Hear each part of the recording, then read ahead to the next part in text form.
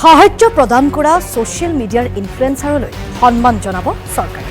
৭২টা সামাজিক মাধ্যমৰ একাউণ্ট চিহ্নিত কৰিছে চৰকাৰে।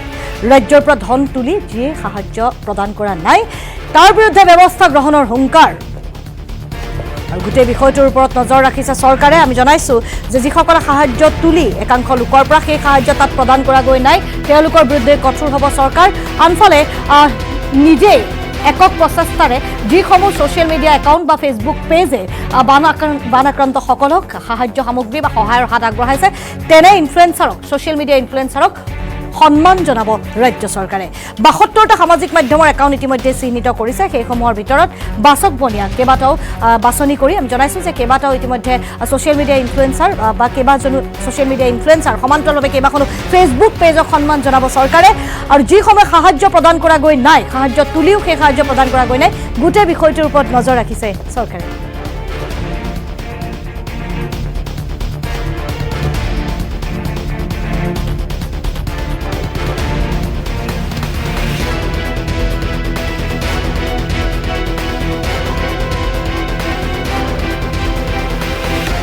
পাব ৰাইজেও এই গোটেই সহায়বিলাক কোনে কি কৰিছে কেইটামান দিন পিছতহে আমি গম পাম যেতিয়া আমি সন্মান জনাব খুজিম।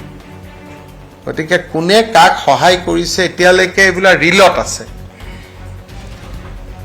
যেতিয়া আমি SDOৰ পৰা ৰিপৰ্ট ল'ম চাৰ্কুল অফিচাৰৰ পৰা ৰিপৰ্ট ল'ম কাৰণ আমিতো সন্মান সকলোকে জনামেই। গতিকে তেতিয়াহে আমি গম পাম যে কোনে কাক সহায় কৰিছে। এতিয়ালৈকেতো চবেই গৈছে আহিছে কিন্তু কিমানে কৰিছে কিমানে নাই কৰা। কিন্তু যিসকলে সঁচাই সহায় কৰিছে তেওঁলোকতো সকলোৰে চকুৰ আগতে আছে নহয়। এতিয়া মই যে ক'লো ৭১ জনে উঠাইছে তাৰেতো ২০ গৰাকীমানক ৰাইজে মানুহৰ মাজত দেখিয়ে আছে। গতিকে সকলোকেতো বেয়া বুলি ক'ব নোৱাৰি। খালি আমিও ৰাজনীতি কৰা নাই in the name of flood. আৰু মই ভাবোঁ যে কোনেও ৰাজনীতি কৰিব নালাগে আৰু এইটো একদম নন পলিটিকেলি চাব লাগে। বেলেগ সময়ত হ'লে মই এইবিলাকত কমেণ্ট দিলোঁহেঁতেন কিন্তু এতিয়া মই এইকাৰণে কমেণ্ট দিব পৰা নাই কিজানি দুজন মানুহে সহায় পাইছে। গতিকে মইনো নাজানাকৈ কিয় কৈ দিওঁ যে এইটো পলিটিকেল বুলি। গতিকে লেট আছ ৱেইট আৰু নিজে নিজে ৰাইজেও গম পাব। ৰাইজেওতো বহুত মানুহক মাতি আনি সন্মান জনাব যে আপুনি মোক সহায় কৰিছিল বিপদৰ সময়ত। আৰু অসমীয়া মানুহটো এইবিলাকততো সদায় আগত থাকে। যোনে সহায় কৰিছিল তাক কৃতজ্ঞতা জনোৱাত অভিনন্দন জনোৱাত আমাৰ ৰাইজটো ক'তোতো পিছ হুকি নাহে। মুখ্যমন্ত্ৰী মহোদয় আপুনি কৈছে যে ৰাজনীতি কৰিব বিচৰা কিন্তু আমি যদি চাওঁ অখিল গগৈ আপোনাৰ ভালকেই কথা কৈছে কিন্তু বিমল বৰা যি 19 তাৰিখৰ পৰা লাগি আছিল তেওঁৰ বিৰুদ্ধে সদায় এটা কিবা নহয় কিবা দিয়ে আছে। যেতিয়া এটা জেগাত দুজন মানুহ থাকে তেতিয়া অলপ চলপ ফুটখাট হয় আৰু সেইটো তাৰমানে 20 তাৰিখৰ পৰা অখিল গগৈও আছে 20 তাৰিখৰ পৰা বিমল বৰাইও আছে।